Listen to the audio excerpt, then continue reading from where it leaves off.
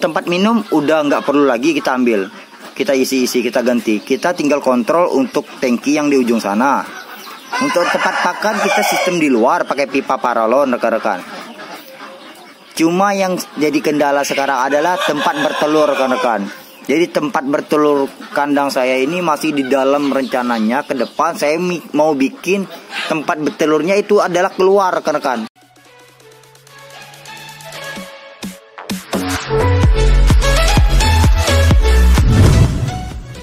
Assalamualaikum warahmatullahi wabarakatuh. Selamat siang. Salam peternak Indonesia, salam saudara ternak. Oke rekan-rekan, untuk video kali ini saya ingin berbagi ilmu dan pengalaman yang saya miliki kepada rekan-rekan, khususnya dalam bidang proses pengawinan indukan rekan-rekan, supaya kita itu hasilnya tinggi, hasil telurnya tinggi rekan-rekan. Jadi ada beberapa tips yang ingin saya bagikan kepada rekan-rekan, bagaimana agar jarak antara indukan itu berhenti bertelur dan bertelur lagi jadi lebih singkat rekan-rekan. Oke, yang pertama adalah dengan cara kita siapkan tempat bertelurnya. Kalau saya kan model yang di bawah ini rekan-rekan, saya tunjukkan terlebih dahulu karena banyak sekali yang nggak tahu di mana sih tempat bertelur. Oh, jadi tempat bertelur ayam saya itu cuma kayak gini rekan-rekan, cuma pakai bata dan saya tutup asbes. Nah, itu contoh telurnya rekan-rekan. Jadi untuk kita sediakan tempat bertelurnya rekan-rekan. Dan untuk telur itu sendiri, sebisa mungkin setiap hari, setiap sore kita ambilkan semua telurnya rekan-rekan dari setiap kandang. Kenapa telur itu harus diambil? Karena ini sebagai pencegahan dari indukan yang sifatnya ingin mengeram rekan-rekan. Itu adalah cara pertama dalam meningkatkan intensitas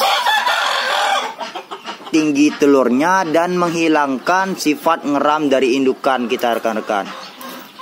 Oke, yang kedua adalah kita harus menggunakan proses pergantian pejantan. Bagaimana sih proses pergantian pejantan? Jadi ini kan pejantannya bukan pejantan induk kandang yang pertama. Pejantan yang pertama saya pindahkan ke kandang pejantan kamar yang kedua rekan-rekan. Kenapa saya pindahkan? Ini akan menyebabkan meningkatkan birahi dari ayam itu rekan-rekan. Bagaimana sih birahi ayam itu bisa meningkat?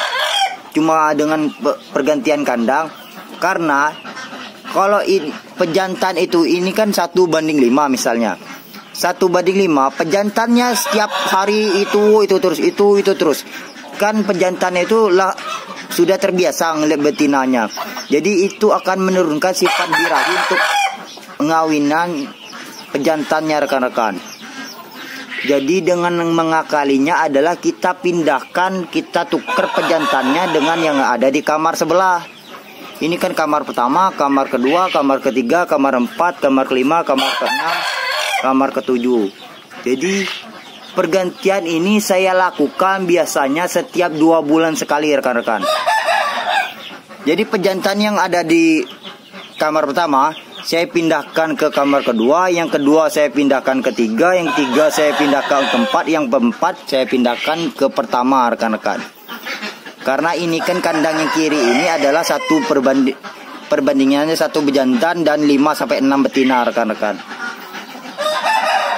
Manfaat yang bisa kita dapat dari penggantian atau pertukaran pejantan adalah menimbulkan, ini kan baru sekitar 3 hari saya pindahkan ke kandang ini. Nah, pejantan yang pertama saya pindahkan biar dia meningkatkan sifat birahi untuk pengawinan indukan yang lain rekan-rekan. Jadi kan indukannya kan beda ini. Kalau dia lihat itu terus indukan betinanya, ia akan sama seperti kita akan ada sifat bosan atau sifat malasnya rekan-rekan, karena betinanya itu terus. Jadi kita akali dengan pergantian setiap 2 bulan sekali. Setelah itu, untuk meningkatkan intensitas telur ataupun banyaknya telur, kita bisa selengi di siang hari. Kalau saya kan di siang hari kayak gini udah saya kasih singkong rekan-rekan atau ubi. Jadi setiap siang hari saya kasih dia ubi rekan-rekan. Ini dapat mencegah dari sifat dari ayam itu sendiri, karena yang sering matokin bulu-bulu tengamannya rekan-rekan. Biasa kan ayam ini indukan ini banyak yang botak-botak. Alhamdulillah untuk di kandang saya udah jam sekarang ini udah nggak ada lagi indukannya botak-botak, karena saya setiap siang hari saya kasih dia ubi ataupun singkong rekan-rekan. Sifat ayam ini karena akan ingin terus matokin rekan-rekan.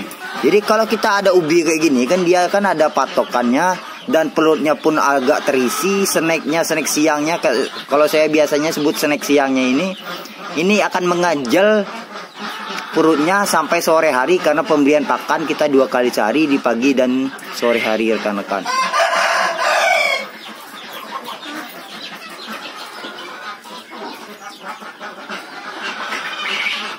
Jadi apa sih manfaat dari penggunaan kandang umbaran dengan gaya seperti ini dan model pakan seperti ini dan tempat minum seperti ini?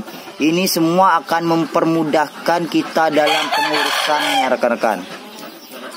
Tempat minum udah nggak perlu lagi kita ambil, kita isi, kita ganti. Kita tinggal kontrol untuk tangki yang di ujung sana. Untuk tempat pakan kita sistem di luar pakai pipa paralon rekan-rekan. Cuma yang jadi kendala sekarang adalah tempat bertelur rekan-rekan.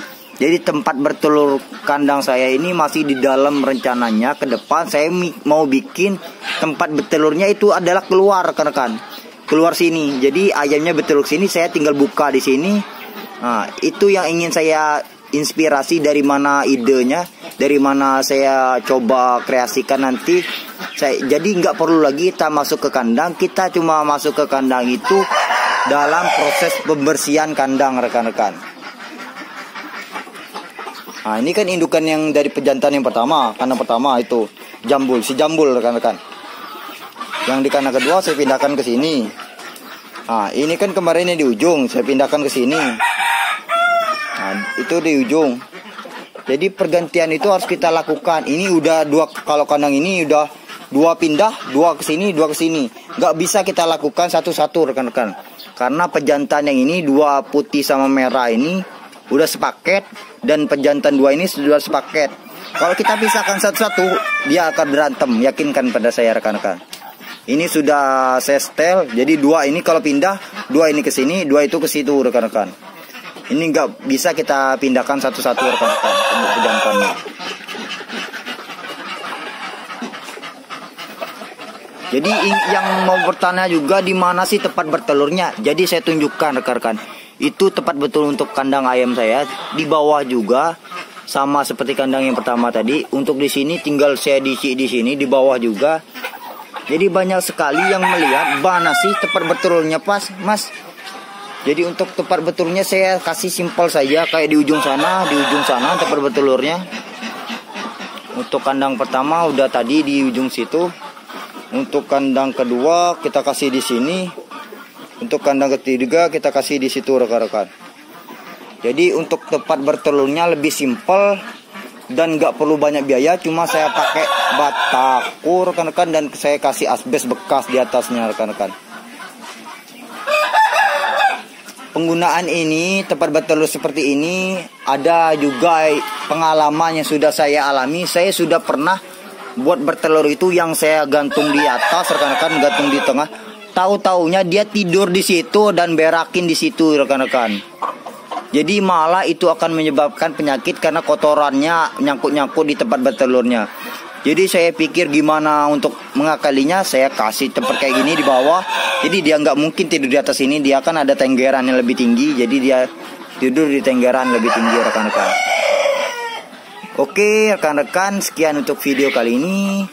Apabila ada yang ingin bertanya, saran, komentar, silahkan di kolom komentar biar kita bahas bersama. dan bisa menjadi ilmu juga bagi rekan-rekan kita lainnya. Oke, sekian untuk video kali ini. Jangan lupa tonton update video selanjutnya. Terima kasih. Salam saudara.